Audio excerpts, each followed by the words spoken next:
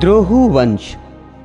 श्री पराशर जी बोले, द्रोहु का पुत्र बभ्रु था, बभ्रु का सेतु, सेतु का आरब्ध, आरब्ध का गांधार, गांधार का धर्म, धर्म का धृत, धृत का दुर्दम, दुर्दम का प्रचेता तथा प्रचेता का पुत्र शतधर्म था। इसने उत्तरवर्ती बहुत से मलेक्षों का आधिपत्य किया।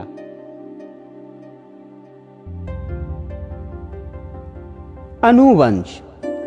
श्री पराशर जी बोले, ययाति के चौथे पुत्र अनु के सभानल, चक्षु और परमेशु नामक 3 पुत्र थे।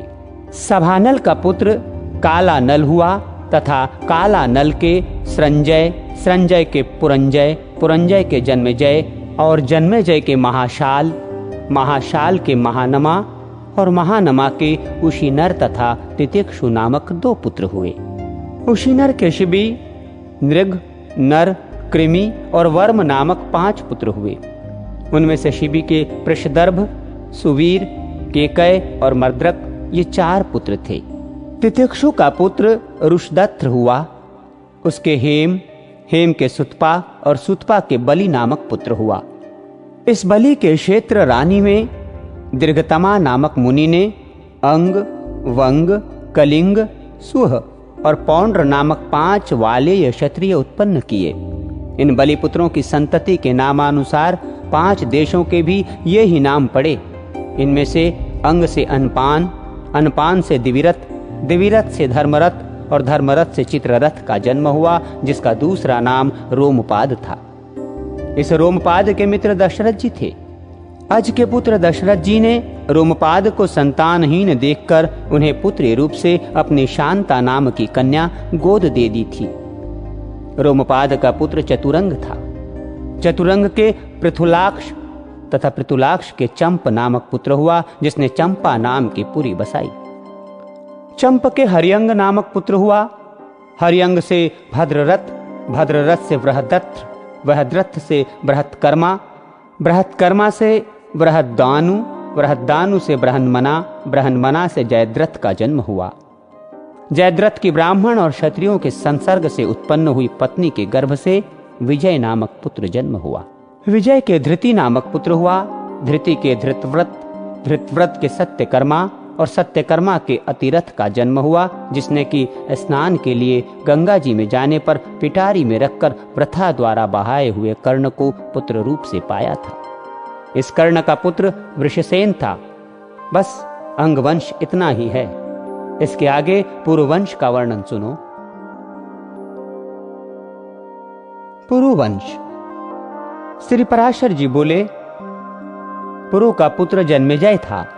जन्मेजय का प्रचिन्नवान, प्रचिन्नवान का प्रवीर, प्रवीर का मनस्यु, मनस्यु का अभयद, अभयद का सुद्यु, सुद्यु का बहुगत, बहुगत का सन्याति, सन्याति का अहन्याति तथा अहन्याति का पुत्र रौद्राक्ष था।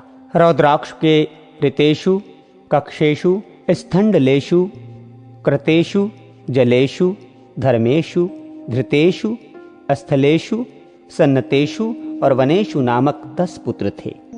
ऋतेषु का पुत्र अंतिनार हुआ तथा अंतिनार के सुमति, अप्रतिरथ और ध्रुव नामक 3 पुत्रों ने जन्म लिया। इनमें से अप्रतिरथ का पुत्र कण्व और कण्व का मेघातिथि हुआ, जिसकी संतान काण्वायन ब्राह्मण हुए। अप्रतिरथ का दूसरा पुत्र एलिन था। इस एलिन के दुष्यंत आदि 4 पुत्र हुए। दुष्यंत के यहाँ चक्रवर्ती सम्राट भरत का जन्म हुआ, जिसके नाम के विषय में देवगणन ने इस श्लोक का गान किया था। माता तो केवल चमड़े की धौंकनी के समान है, पुत्र पर अधिकार तो पिता का ही है। पुत्र जिसके द्वारा जन्म ग्रहण करता है, उसी का स्वरूप होता है। हे दुष्यंत, तू इस पुत्र का पालन पोषण कर, शकुंतला का अपमान न कर। हे नरदेव, अपने ही वीर्य से उत्पन्न हुआ पुत्र अपने पिता को यमलोक से उद्धार कर स्वर्गलोक को ले जाता है। इस पुत्र के आधान करने वाले तुम ही हो। शकुंतला ने यह बात ठीक ही कही है। भरत के 3 स्त्रियां थीं, जिनके उनके 9 पुत्र हुए। भरत के ये कहने पर कि ये मेरे अनुरूप नहीं हैं, उनकी माताओं ने इस भय से कि राजा हमको त्याग न दे, उन पुत्रों को मार डाला। इस प्रकार पुत्र जन्म के विफल हो जाने से भरत ने पुत्र की कामना से मरुत्सोम नामक यज्ञ किया। उस यज्ञ के अंत में मरुद्रुण ने उन्हें भरद्वाज नामक एक बालक पुत्र रूप से दिया, जो उथत्य पत्नी ममता के गर्भ में स्थित दीर्घतमा मुनि के पाद प्रहार से स्खलित हुए बृहस्पति जी के वीर्य से उत्पन्न हुआ था। उसके नामकरण के विषय में भी यह श्लोक कहा जाता है। पुत्रोत्पत्ति के अनंतर बृहस्पति जी ने ममता से कहा, हे मूढ़े, ये पुत्र द्वाज हम दोनों से उत्पन्न हुआ है, तू इसका भरण कर। तब ममता ने भी कहा, हे बृहस्पति, यह पुत्र द्वाज हम दोनों से उत्पन्न हुआ है, अतः तुम इसका भरण करो। इस प्रकार परस्पर विवाद करते हुए उसके माता पिता चले गए, इसलिए उसका नाम भरद्वाज पड़ा। पुत्र जन्म वितत विफल होने पर मरुद्रुण ने राजा भरत को भरद्वाज दिया था, इसलिए उसका नाम विथत भी हुआ। विथत का पुत्र मन्यु हुआ और मन्यु के वृहक्षत्र, महावीर्य, नर और गर्ग आदि कई पुत्र हुए। नर का पुत्र संकृति और संकृति के गुरु प्रीति एवं रंती देव नामक 2 पुत्र हुए। गर्ग से शिनी का जन्म हुआ, जिससे कि गार्ग्य और सैन्य नाम से विख्यात शत्रुपेत ब्राह्मण उत्पन्न हुए। महावीर्य का पुत्र दुरक्षय हुआ, उसके त्रयारुणी, पुष्करिण्य और कपि नामक 3 पुत्र हुए। ये तीनों पुत्र पीछे ब्राह्मण हो गए थे। वृहक्षत्र का पुत्र सुहोत्र, सुहोत्र का पुत्र हस्ती था, जिसने यह हस्तिनापुर नामक नगर बसाया था। हस्ती के 3 पुत्र अजमीढ़, द्विजमीढ़ और पुरुमीढ़ थे। अजमीढ़ के कण्व और कण्व के मेघातिथि नामक पुत्र हुआ, जिससे कि काण्वायन ब्राह्मण उत्पन्न हुए। अजमीढ़ का दूसरा पुत्र बृहदिषु था, उसके बृहदनु, बृहदनु के बृहत्कर्मा, बृहत्कर्मा के जयद्रथ, जयद्रथ के विश्वजीत तथा विश्वजीत के सेनजीत का जन्म हुआ।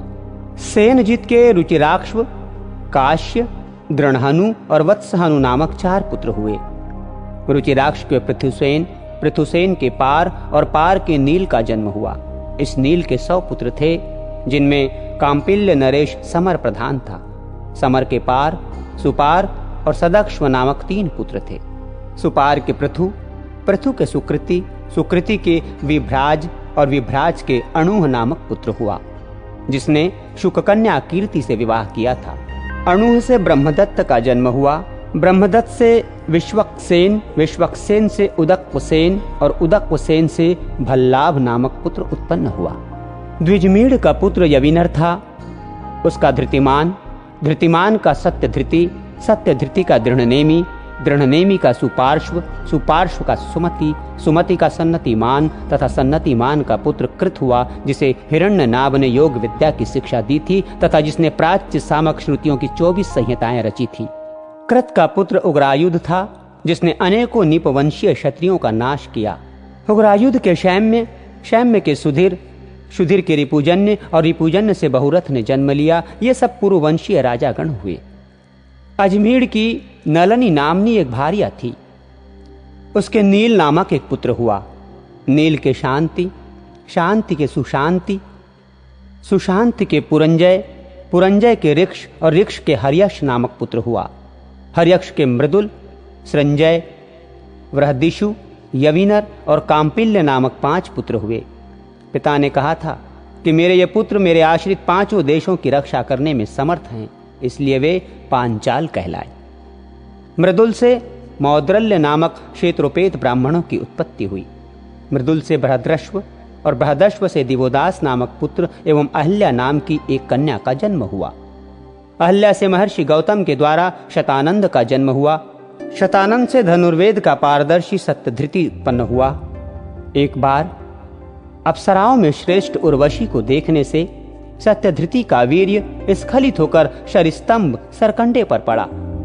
उससे 2 भागों में बढ़ जाने के कारण पुत्र और पुत्री रूप 2 संतानें उत्पन्न हुई। उन्हें मृगिया के लिए गए हुए राजा शांतनु कृपावश ले आए। तदनंतर पुत्र का नाम कृप हुआ और कन्या अश्वस्थामा की माता द्रोणाचार्य की पत्नी कृपि हुई। दिवोदास का पुत्र मित्रायु हुआ। मित्रायु का पुत्र च्यवन नामक राजा हुआ। च्यवन का सुदास, सुदास का सौदास, सौदास का सहदेव, सहदेव का सोमक और सोमक के 100 पुत्र हुए, जिनमें जंतु सबसे बड़ा और पृषत सबसे छोटा था। पृषत का पुत्र द्रुपद, द्रुपद का दृष्टधुम्न और दृष्टधुम्न का पुत्र दृष्टकेतु था। अजमीढ़ का ऋक्ष नामक एक पुत्र और था। उसका पुत्र संवरण हुआ तथा संवरण का पुत्र कुरु था, जिसने कि धर्मक्षेत्र कुरुक्षेत्र की स्थापना की। कुरुक्षेत्र के पुत्र सुधनु, जरहु और परीक्षित आदि हुए। सुधनु का पुत्र सुहोत्र था, सुहोत्र का च्यवन, च्यवन का कृतक और कृतक का पुत्र उपरिचर वसु हुआ। वसु के बृहद्रथ, प्रत्यर्ग, कुशाम्ब, कुचेल और मात्स्य आदि 7 पुत्र थे। इनमें से बृहद्रथ के कुशाग्र, कुशाग्र के वृषभ, वृषभ के पुष्पवान, पुष्पवान के सत्यहित, सत्यहित के सुधनवा और सुधनवा के जतु का जन्म हुआ। बृहद्रथ के 2 खंडों में विभक्त एक पुत्र और हुआ था, जो कि जरा के द्वारा जोड़ दिए जाने पर जरासंध कहलाया। उससे सहदेव का जन्म हुआ तथा सहदेव से सोमप और सोमप से श्रुतिश्रवा की उत्पत्ति हुई। इस प्रकार मैंने तुमसे ये मागध भूपालों का वर्णन कर दिया है।